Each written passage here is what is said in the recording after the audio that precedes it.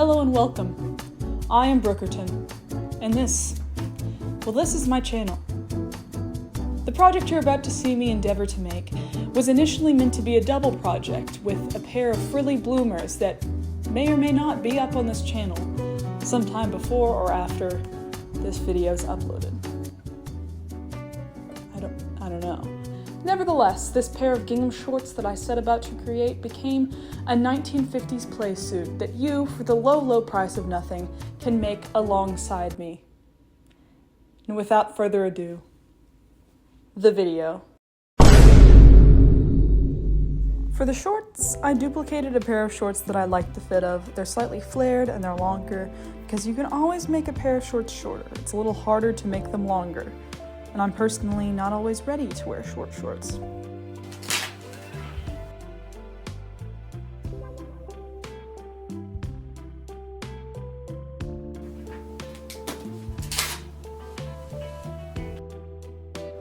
I cut a pretty long waistband so that I could make it elastic in the back because I'd rather eat a tire than make time and energy to sew a fly.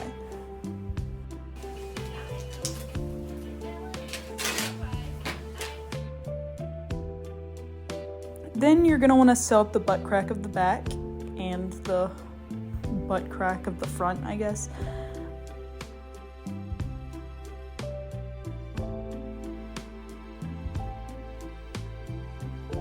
Then you're going to have the front and back square up and then sew up the sides and the little U of the crotch kind of area. Cast your vote below if you're uncomfortable with the word crotch because I always feel just a little bit weird about saying it.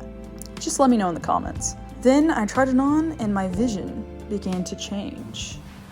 So I will say about the gingham shorts, I'm fighting really hard to not just sort of leave them this silhouette. Leave them as sort of like 1950s play suit picnic sort of vibe.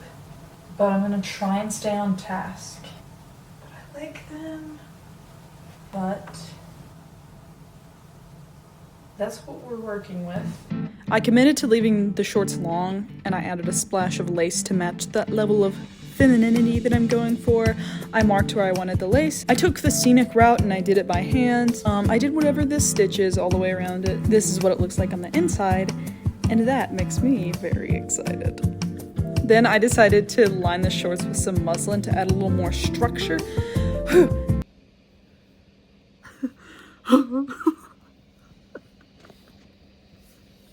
I don't know why I did that. Then I decided to line the shorts with some muslin to add a little more structure and to make them not see-through. Basically, I decided to construct them the same way as you saw me construct the gingham part. Unfortunately, this is not the move as I ended up having to seam rip this later on, but do sew the inside and outside leg seams together. You just want to keep the butt cracks open. Then sew the right sides together around like the hem of the leg. This way you don't have to hem them. Your least favorite task. I'm gonna understitch this seam, which I've not done before, but I know of in theory. And I think it's gonna look really good. I started to turn the shorts right side out and I realized my mistake. I cut it sort of crotch-wise. Once again, it's time to leave your crotch opinions in the comments. How was this usage of the word? A little more creative? Did that help or hurt the justification of including the word crotch? Thank you, I appreciate your feedback. I attempted to understitch the seam allowance and I think it worked pretty well. Once that was squared away, I could finally stitch up the butt cracks. Here, you'll see me continuing my professional streak and being good and pressing all of my seams down. Doing the waistband was basically cutting it to the circumference of the waist of the shorts currently. The front half should reflect an actual half of my waist measurement. I also sewed in an interfacing of muslin to stiffen it up. The rest of the elastic should be a little less than half the measurement of your waist. This will be surgically entered into the waistband after attaching it to the shorts. Then I started on the top. I just want to take a second to look at my shirt because I have had it for probably over a year, but it's been wrinkly this whole time, and I finally got around to ironing it, and it looks pretty good. I love linen. Okay, now I'm gonna make this thing. For the halter top, I really went for it guns a-blazing with a general idea of what the construction would be. This sketch, in fact. Now we're gonna sew some darts, and you're 100% gonna need to listen to Kokomo by the Beach Boys. It's really gonna get you in the mood. I can't tell you how big to make the darts. It's definitely gonna vary, but you're just sort of sewing little right triangles. Then you're gonna sew the gingham fabric to the lining fabric. You're gonna trim off the excess seam allowance and cut some more of those notches, baby. Then flip them inside out. I had to take one of the skewers out of one of my decapitated bibble heads to get the rest of the straps through.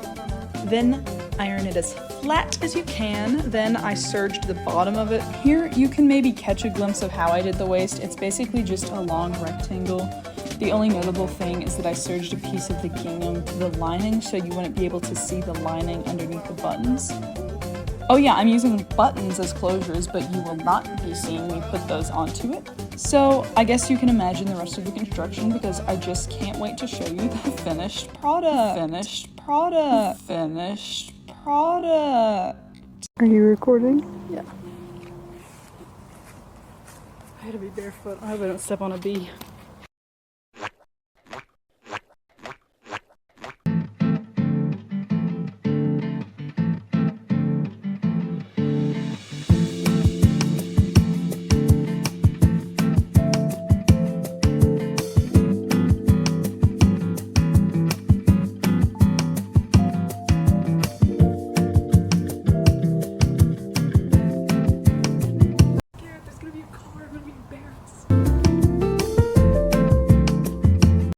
Hear a car. This is humiliating. This is my front yard.